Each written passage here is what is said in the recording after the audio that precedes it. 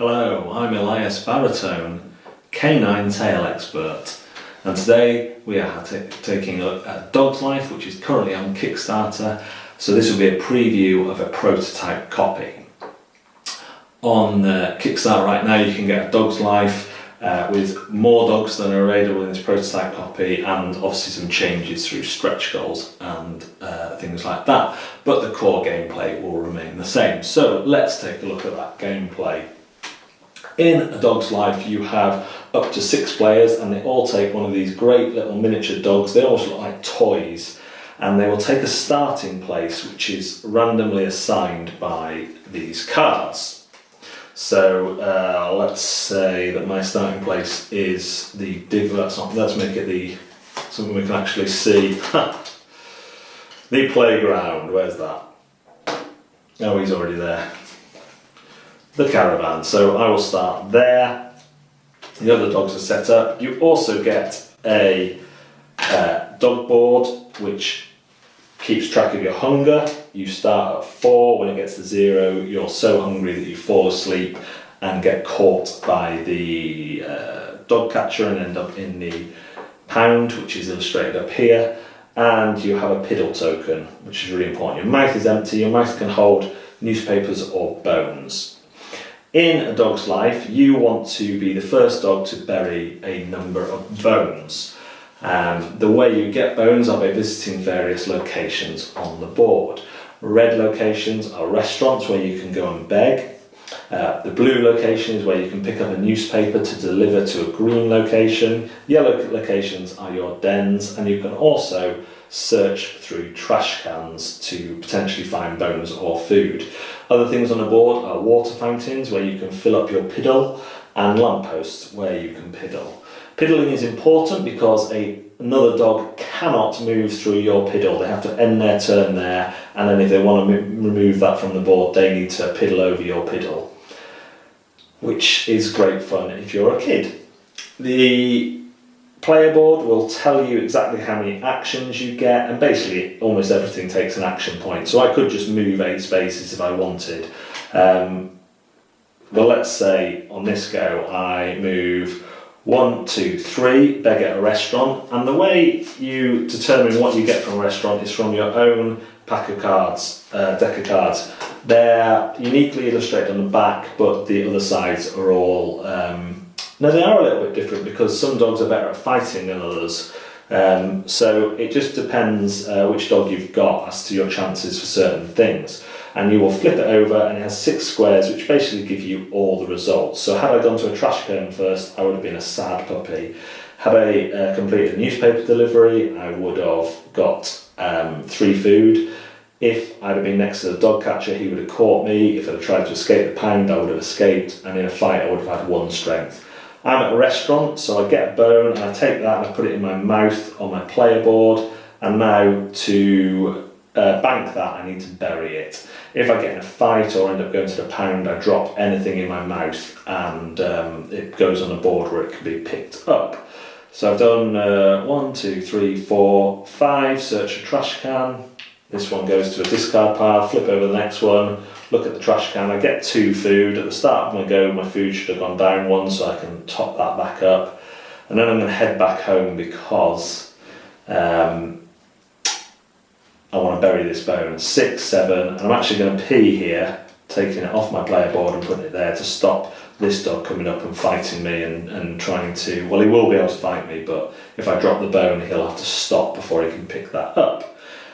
At the end of my turn, I will roll the dice for the dog catcher who starts at the pound and move that in any direction I want. It can't reverse in itself though, you have to kind of follow sensibly as a van would. So in this case, I'll probably move it 1, 2. Then all the other dogs will have their goes. They will go around the board, begging, picking up newspapers, looking in trash cans, placing one of these. As they do, searching, flipping over the top card of their deck to see if they're successful or how successful they are, visiting fountains to refresh their pee, and piddling on the board, creating spaces which are difficult to get into. If you ever visit the pound, you place your dog at the top level. On your first go you only get one chance, on your second go you get two chances, so you turn over two cards, and on your third go you get an automatic escape from the pound.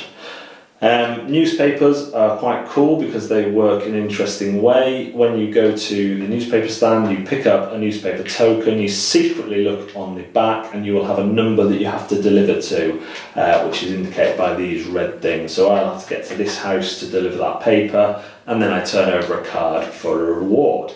This carries on until a player has got 3 bones buried in their den, and I think that is it for Dog's Life.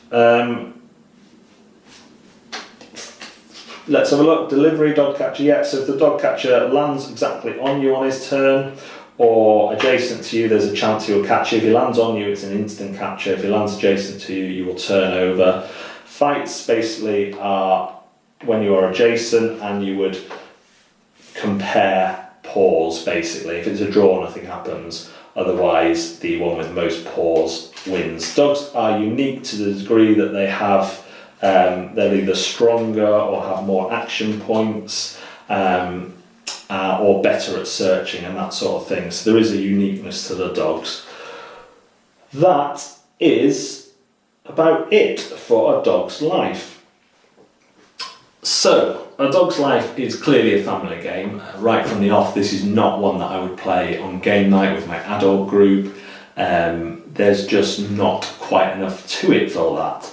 However, there are some good things for teaching kids. The player board, where you're managing your mouth, your bladder, and your hunger and your action points, is really good. I like that it's got this action point system that teaches kids about having a certain amount of action points that they can then allocate to do different things. That's a good board gaming thing to learn. I like the fact that the dogs are somewhat unique. It's not massive, but it's not asymmetrical by any means, but there is a uniqueness to the dogs. I like the newspaper delivery system, bringing that kind of secret objective. I like the fact that everyone gets to choose the dog, move the dog catcher, although sometimes this can mean you gang up on one person because everyone after them thinks it's funny to move the dog catcher towards that one person, especially if they're off on their own in the corner. But usually what happens is people try and chase after the people who've got bones in their mouths or are clearly in the lead by having buried more bones. I don't like this card system. On one level, I think it's really clever. The cards do everything. They've got your 6 results on. But when you're going round, essentially looking for bones most of the time, unless your food drops low, to turn over a card after card and go, right, I've gone to a trash can, I'll go to another trash can and then get nothing, or get food when you don't need food, and then see someone else who's just getting bones every time they go, isn't very fun. The kids I've played with this haven't noticed this too much, but I can imagine that becoming a frustration for a kid who, just because of the luck of the draw, is not getting what they need every time. The right results are coming up for the wrong thing that they've chosen. So they can see that had they gone to the restaurant instead of the trash can, they would have got a bone. And that is kind of the downside of the system.